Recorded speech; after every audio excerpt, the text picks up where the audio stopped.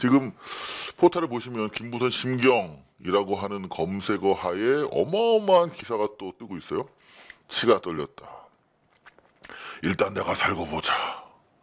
딸이 고소치하를 부탁했다. 다 내려놓고 싶었다. 지금 지난 한 해 대한민국 언론을 정말 그야말로 주름 잡았던 김부선 씨의 입에서 또 말이 또 쏟아지고 있습니다. 그걸 그대로 받아서 그 말의 가치, 그 말의 의미를 차치하고 무조건 써내려가고 있습니다. 증거 부족으로 난감했다. 고민 많았으나 격려와 지지 감사한다. 뭐 이런 따위의 글들이 과연 의미가 있는 것인지 보다 본질적으로 자신들에 대한 반성이 필요한 시점이 아닌가 싶은데 뭐 이렇게 과거에 비해서는 그래도 톤 다운됐어요. 마치 팩트처럼 인용 부호를 제목으로 올리는 그런 기사는 조금 줄었는데 이게 좀 반성적인 글이 나와야 되는데 찾아봤더니 하재근 씨 문화평론가죠. 이분이 김부선, 공지영, 김영환 증거는 어디로 갔나. 이분이 성찰적인 칼럼을 쓴 거의 유일한 칼럼니스트인 것 같아요. 언론의 성찰이 필요한 시점인 것 같습니다. 자, 뉴스 플러스라고 하는 매체에서 단독으로 올린 글인데요. 궁차싸.com이 배우의 국정원이 있는 것이 아니냐 하는 의혹을 제기하고 나섰어요. 그 이유를 보니까 이 궁차싸.com의 도메인 등록자 그리고 관리자의 이름으로 쭉 찾아가 보니까 전화번호가 이렇게 뜨는데 1111 요거를 전화 걸어보니까 국정원이더라. 그래서 국정원과 연결되어 있는 것이 아니냐 뭐 이런 의혹을 제기하는 등 궁차싸 내부에서 이제 막 이정열 변호사와 그 밖에 멤버들과의 갈등 양상이 밖으로 드러나면서 그야말로 제 요거를 전화 걸어보니까 국정원이더라. 그래서 국정원과 연결되어 있는 것이 아니냐 뭐 이런 의혹을 제기하는 등 궁차싸 내부에서 이제 막 이정열 변호사와 그 밖에 멤버들과의 갈등 양상이 밖으로 드러나면서 그야말로 제 2부가 시작되는 그런 느낌입니다.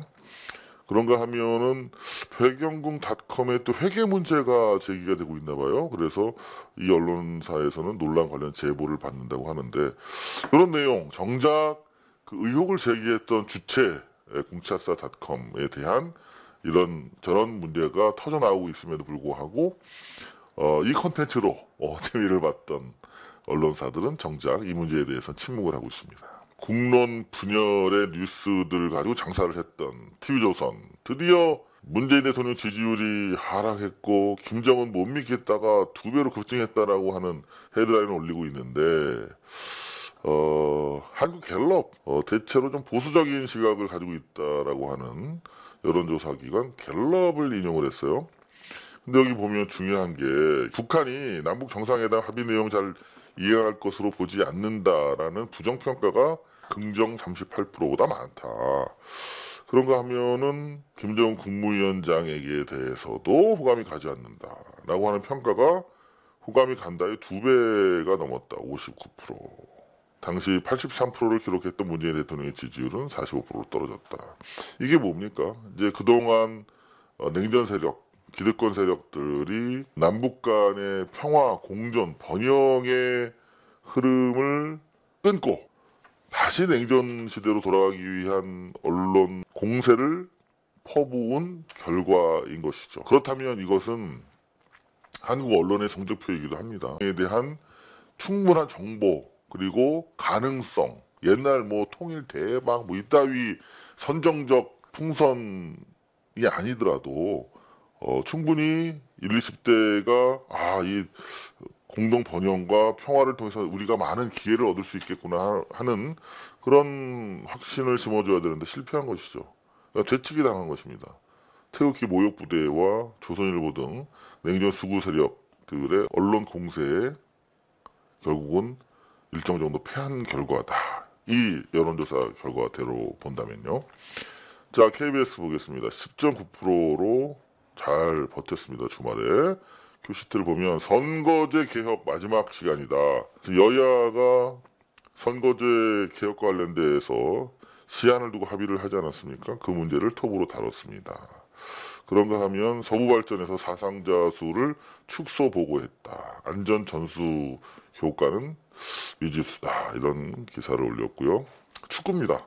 동남아 축구 정상 베트남 박항서 감독이 한국 사랑을 부탁한다는 너무 고마운 말씀, 인터뷰 내용도 전하고 있고요. 자, KBS 뉴스 중에서 전 이 문제를 우리가 조금 짚고 넘어가야 되지 않을까.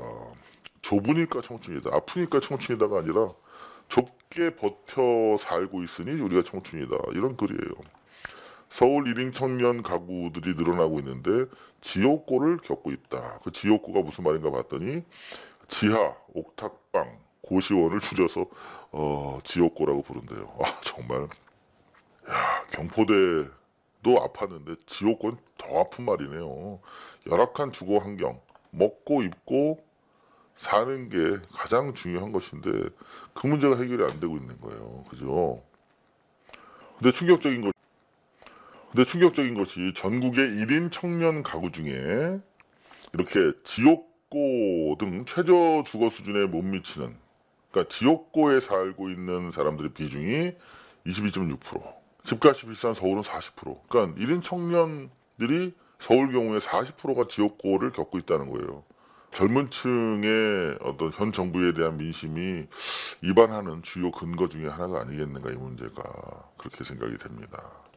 잠시 지하에 사는 문제에 대해서 살펴볼 텐데요. 5, 60년대만 해도 지하방이라고 있었다고 그래요.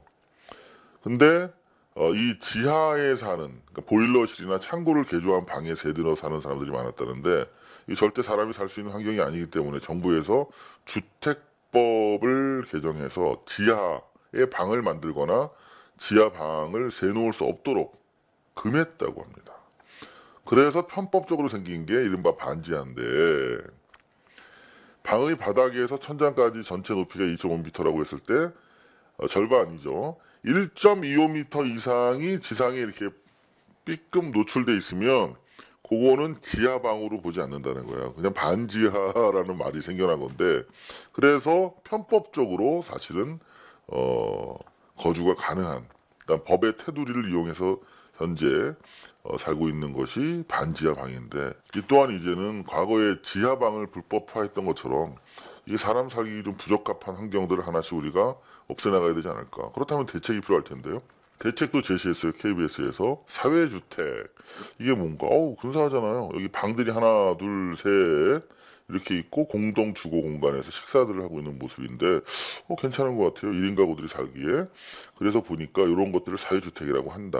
뭐냐면 요게 월세가 29만 원이래요. 주변 시세의 한 70% 정도. 괜찮네요.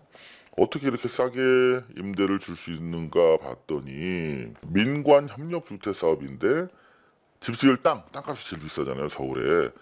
땅이나 낡은 건물을 지자체가 마련해 주는 거야. 그러니까 빈 땅이나 아니면은 빈 집을 지자체가 매입해서 일단 마련해 줘요. 여기서 집 지라고. 그러면 민간 건설사가 아니라, 이거 이익을 극대화하기 위해서 노력하는 민간 건설사가 아니라 사회적 기업들, 공익적인 사회적 기업들이 이거를 이용해서 집을 지어 그리고 청년층에게 빌려주는 방식이야. 사회주택. 괜찮네요. 심지어 청년 신혼부부들을 위해서는 보증금 1억 1천에 월세 20 정도로, 보증금이 좀 크긴 한데요. 이건 뭐 대책이 필요하겠습니다만 여하튼 이렇게 저렴하게 내어줄 수 있다는 거예요. 괜찮네. 근데 문제는 뭐냐면 예산 부족. 연간 2천호를 서울시에서 만들겠다고 하는 목표치가 크게 미달되고 있다는 것인데, 이런 것들 괜찮네요. 좀 촛불의 힘으로 좀 우리가 목소리 좀 크게 냈으면 좋겠습니다. 그런가 하면 KBS 뉴스 중에서 경남제약 상장 폐지, 요거 대단히 형평성 없다, 소액 주주들 분통 터뜨리고 있다고 하는데, 삼성 삼바와 관련해서 이게 뭐냐 말이야. 그런 논란 비판이 비등하죠. 과징금 삼바는 80억, 근데 경남제약은 단돈 4천만 원밖에 안 받았단 말이야, 과징금 처분을. 근데 상패야. 이게 뭐냐, 이게 대마 불패냐? 한국거래소 기업심사위원회 명단 공개해라 말이야. 자, 과징금에 대해서 지난번에도 말씀을 드렸는데, 형벌과는 다르지만 행정법상 행정 제재적 효과와 부당 이득 환수적 요소를 가지고 있어요. 부당 이득을 환수하는 요소를 가지고 있는데 삼바가 고작 80억밖에 부당 이득을 가진 것이 아닌가? 이재용이 그걸 이용해서 삼성 제국을 다 먹은 거 아닙니까? 그거 돈으로 따지면 어마어마할 텐데 거기다 꼴랑 80억 때리고 과징금 그리고 4천만 원짜리 그러니까 부당 이득을 4천만 원밖에 안 취했다는 거 아니에요? 그 논리대로라면 경남제약은. 근데 경남제약은 작으니까 상폐시켜버려. 야, 우리가 한국거래소가 그래도 법과 원칙을 존중하는 곳이야라고 하는 샘플 케이스인가요? 뭔가요? MBC 뉴스 데스크입니다. 주말에 4%대로 잘 버텼네요. 큐시트 보니까 태안 화력발전소로 시작을 했어요. 사망사고 쏙 빼고 신고했대요. 알고 보면 모두 하청업체 직원들인데 죽은 불은 컨베이어 벨트 2달 전에는 안전검사 때 합격이었대요. 모든 사건 사고 항상 그 직전에 안전 판정을 받는다는 공통점이 있죠. 1월 처리 선거제 개혁을 합의해놓고 하루 만에 각 당이 서로 딴소리하고 있다. 이게 본질적으로 쉽지 않아요. 쉽지 않아요. 문 대통령이 이제 관련해서 한 말씀 하셨는데 선관위 안을 기본으로 여야가 협상하면 얼마든지 받아들이겠다. 그러니까 여야 협상하면 얼마든지 받아들이겠다가 아니라 선관위 안을 기본으로 할 때 받아들이겠다는 얘기거든요. 근데 선관위 안이라는 게 뭐냐 살펴보면 2015년에 낸 건데요. 지역구 200석의 비례대표 100석을 기준으로 하는 거예요. 근데 현재 지역구가 253석, 비례대표는 47석밖에 안 되는 거죠. 근데 이 47석밖에 안 되는 비례대표를 지역구를 줄이고 100석으로 늘리자라고 하는 것이 선관위 기본안인데 이거 지역구에서 53석이 없어져야 돼. 그런데 단 한 석이 없어지는 것도 의원들은 반대하겠죠. 반면에 국민들은 단 한 석이라도 지역구라든가 의원 정족수를 늘리는 거는 또 싫어하고 돈만 축내고 하는 일 없는 게 국회의원이라고 생각하니까 힘들어 보입니다. 우리 구의역 김군 마지막 소지품에서 사발면이 나왔잖아요. 이번에도 마찬가지라는 거잖아요. 충남 태안 화력발전소의 김용균 우리 청년도 사발면. 그러니까 휴식 시간 최소한의 인권이 없다는 뜻이에요 이게. 뭐 밥을 먹으려고 해도 그 분진가루 속에서 뭐 제대로 된 시설도 없을 뿐더러 밥 좀 먹으려고 하면 또 석탄 털라고 막 콜이 온대요. 그러니까 그냥 선체로 사발면 먹는 이게 촛불이 약속했던 시민적 삶인가요?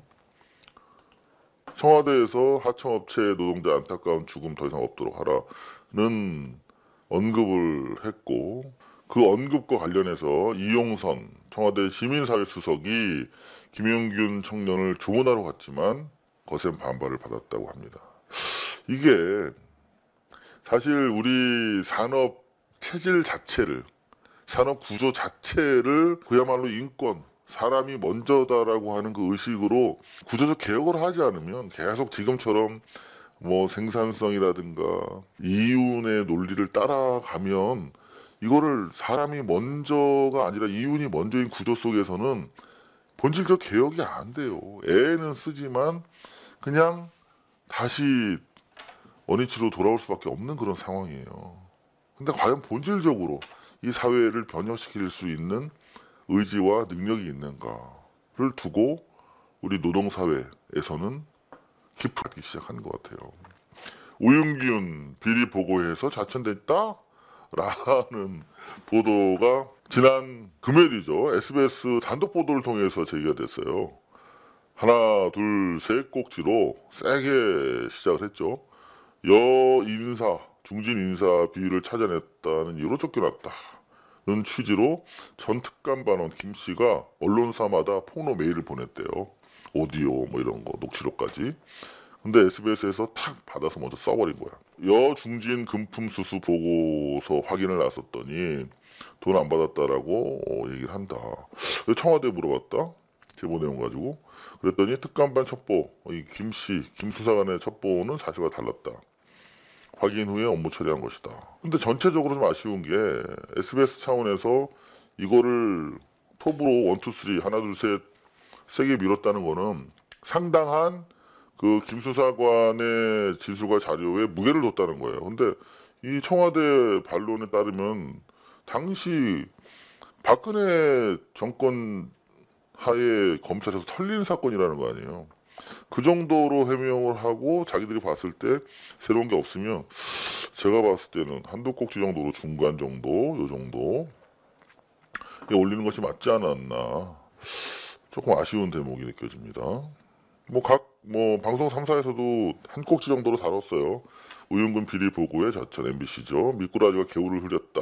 이거 상당히 강력하게 청와대에서 반발을 하고 있는데 이 정도 사안이면 자신 있다는 내용이거든요. 자신 있다는 내용일 수도 있고 동시에 밀리면 정권에 큰 부담이 될 수 있다. 뭐 두 가지인데 그래도 자신이 없으면 이렇게 치고 나오지 않죠. 청와대 미꾸라지 한 마리가 흐리고 있다. 개울물을.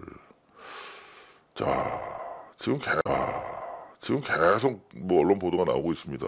이 내용 자체가 일단 2015년 3월 6월에 한국일보가 단독 보도했던 사안인데 당시 보도 보시면 우쪽에 취업 청탁 대가로 1,000만 원 보냈다. 그리고 2011년에 검찰 수사 무마비로 1억 넘겨받았다. 변호사 통해서. 근데 보니까 검찰서를 통해서 보니까 배달 사고였다. 뭐 그리고 취업 청탁 없었다. 이렇게 털렸다는 거예요.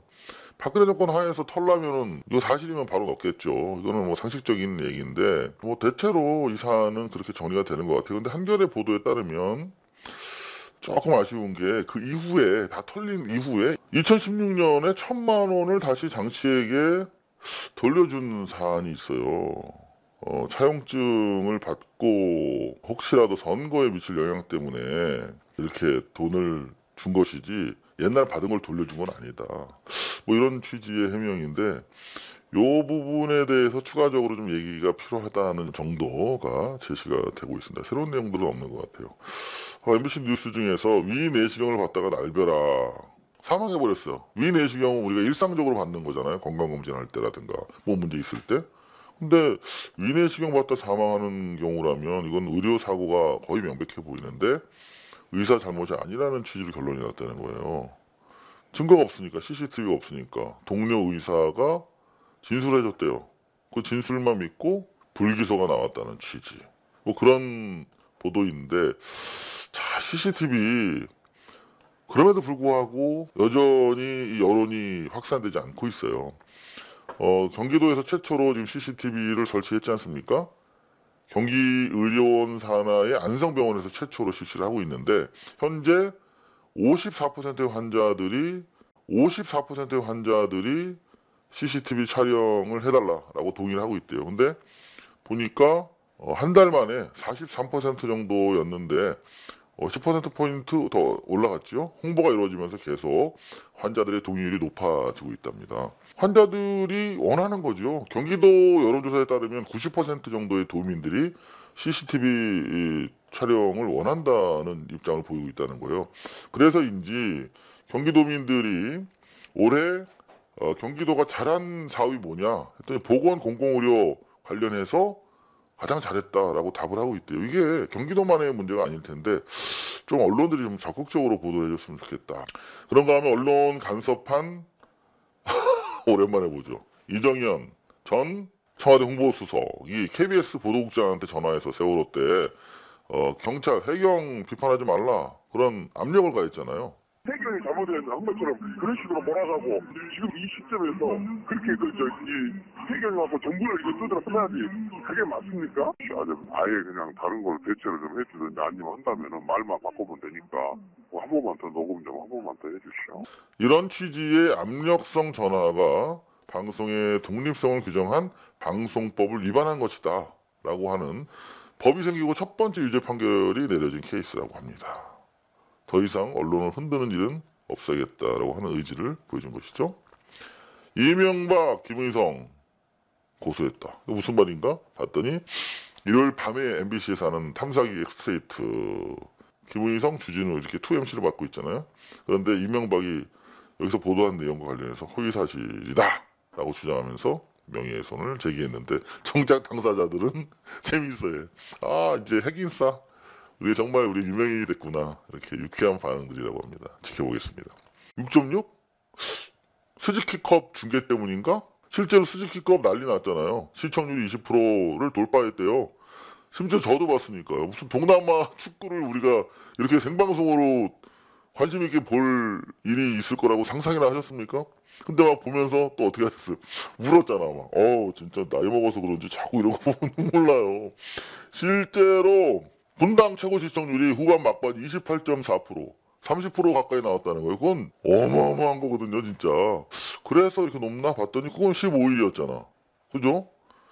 어제 16일 날 6.6%가 왜 나왔지? 뭘 했지? 집사부일체가 그 전에 했거든요? 근데 집사부일체도 8.4%밖에 안 돼? 또 이렇게 높았지? 여하튼 그래서 어떤 뉴스를 톡으로 세웠나 봤어요? 그랬더니 태안화력. 확실히 이 안전 문제, 인권 문제에 대해서 관심들이 많이 돌아왔다. 뭐 이렇게밖에 해석할 수가 저로서는 없네요. 사망사고 92%가 태안화력에서 났는데, 아이고, 사망자 4명, 고의 누락 의혹이 있었다. 대체로 타 언론사에서도 보도한 내용입니다. 시신 옆에서 돌아가는데 그 문제의 벨트는 계속 돌아가고 있었다는 보도가 있었잖아요. 근데 안전검사에서도 문제 없이 나왔었다. 밤이당에 있던 이학재 의원이 한국당으로 복당하면서 보수 통합에 시동이 걸렸다. 별로 관심 없다. 유은균 협박 신고 대신 차명 동거래 왜 그랬냐. 그러니까 SBS가 단독 보도했으니까 계속 이어가고 있는데 말씀드렸던 것처럼 과거에 1,000만 원 받았다는 거 대가성 없다고 털렸는데 그리고 변호사비 1억 2천 중에서 1억이 이렇게 들어왔다라고 하는 혐의였는데 알고 봤더니 변호사가 배달 사고를 냈다라고 해서 박정권 하에서 털린 사건인데 그 이후에 1,000만 원, 그 옛날 그 문제가 됐던 1,000만 원을 안 받았다고 했으면서 왜 그 옛날 그 문제가 됐던 1,000만 원을 안 받았다고 했으면서 왜 돌려줬냐. 물론 차용증을 썼지만 문제될 것 같아서 선거 때 혹시라도 그냥 차용증 쓰고 돌려주는 형식을 갖췄다고 하는데 이상해요. 또 차용증을 뭐 또 찢어버리라고 또 그랬다는 녹음이 또 나왔단 말이에요. 약간 좀 찜한 구석이 있다. 좀 더 클리어하게 해명이 필요하겠다. 그런 내용이에요. 밤새 베트남에 휘날린 태극기, 금성홍기 나란히 박항서 정말 이거 훈장 이분 줘야 되는 거 아닙니까? 정말 고마운 분입니다. 박항서 매직. 정말 이 베트남과 한국이 정말 역사적으로 미안한 관계잖아요. 그죠? 총뿌리를 겨누고 많은 인권 침해를 했지 않습니까? 구체적으로 밝히기도 진짜 부끄럽고 민망할 정도로. 근데 또 들어보면 베트남에서는 그런데요. 야, 니네 어차피 미군의 용병이었잖아. 저희가 돈 받고 간 거거든요. 경제를 살린다는 취지로. 브라운 협약이라는 걸 미국이랑 한국이랑 맺었거든요. 여하튼 간에. 그래서 니네 용병으로 왔는데 뭐 니네가 뭐 자주적으로 한 것도 아닌데 뭐 그런 시각도 있대요. 하지만 베트남 국민들 입장에서 정말 우리가 나쁜 짓을 한 거잖아요. 그죠? 근데 정말 이렇게 같이 태극기와 베트남 깃발이 이렇게 나부끼는 걸 보니까 정말 우리 오랫동안 정부와 국민이 못한 일을 해주셨다. 그런 고마운 마음이 듭니다. 문재인 대통령이 크게 축하한다. 축구로 양국에 가까운 친구가 된 것 같다. 이런 SNS 글을 올렸다 그래요. 과거에 보면 나 챔피언 먹었어 막 그러면 대통령이 축전 보내고 그랬는데 이건 그게 아니라 SNS를 통해서 베트남 국민들과 우리 국민들에게 보내는 거잖아요. 약간 달라졌다 뭐 그런 생각이 들었습니다. 그런가 하면 고발장에는 없었던 삼성물산을 담당했던 회계법인들에 대해서 수사를 하고 있는데 왜 그런지 주목된다 봤더니 원래는 삼일이랑 한영회계법인은 증권선물위원회 고발 대상에는 포함되어 있지 않았거든요. 근데 삼일이랑 한영은 각각 삼성물산에 대한 회계감사 그리고 삼바의 자회사죠. 바이오 에피스의 기업 가치를 평가하는 데 관여했단 말이에요.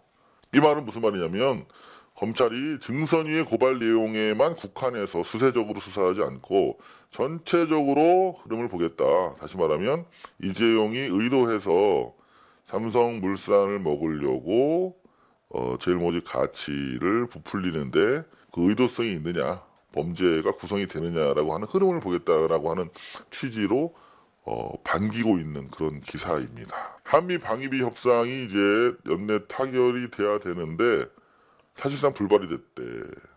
왜 그런가 보니까 지금 우리가 거의 1조 되는 돈을 주고 있는데 미국 측에서 트럼프는 2배, 실무자들 사이에서 미국 측이 1.5배 정도 인상을 요구하는 수준으로 입장을 누그러뜨렸는데 그나마 우리는 받아들일 수 없다. 물가 인상률 정도만 반영할 수 있다. 그런 입장인가 봐요. 정확하게 인건비, 군수 지원비 등 실제적으로 현금으로 지급되는 돈만 9,600억. 어마어마하죠. 근데도 미국 트럼프는 한국의 안보 무인승차로 니네 공짜로 지금 안보를 혜택 보고 있는 거 아니냐 이러면서 계속 지금 올려달라고 하는 것이죠.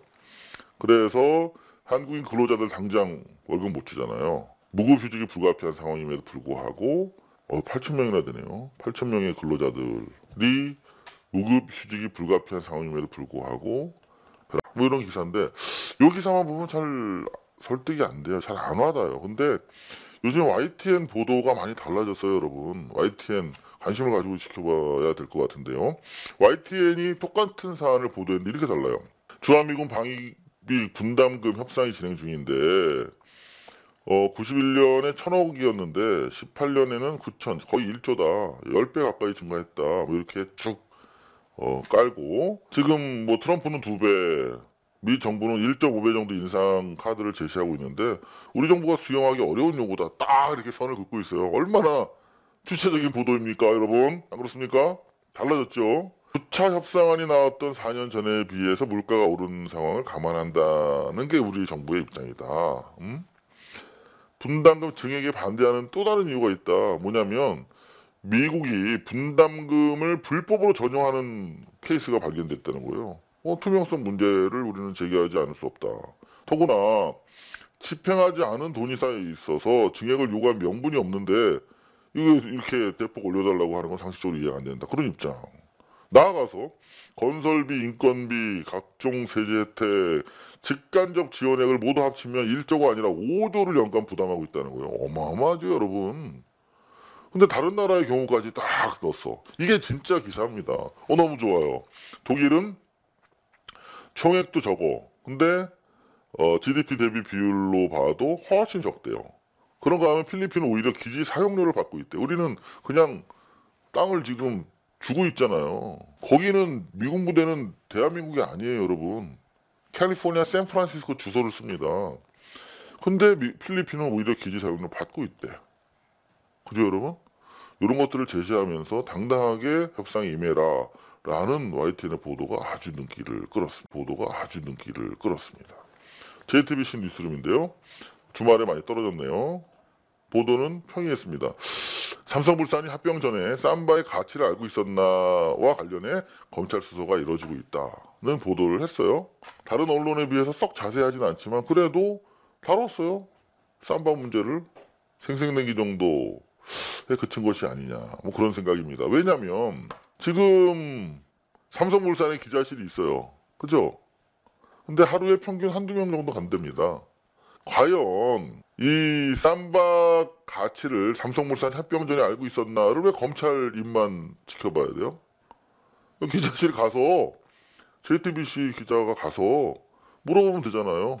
삼바 가치 합병 전에 알고 계셨습니까? 해명할 거 아니에요. 그 해명 또 확인해서 해명이 사실과 다른 것 같은데 거짓말 아니십니까? 라고 현장에서 취재를 해야죠. 삼성물산 사장도 만나고 이재용도 인터뷰하고 왜 삼성과 관련해서만 그런 직접적인 취재가 이루어지지 않는지 기자실에는 왜 하루에 한두 명만 있는지 과연 현재 취재 관행은 어떤 한계 안에 머물러 있지 않는가 그 한계라는 건 바로 주인과 종의 관계인 것이죠. 심각하게 반성하는 시간을 가져봤으면 좋겠습니다. 대한민국 언론에게 말이죠. 이상호의 뉴스 비평이었습니다. 고발뉴스는 여러분의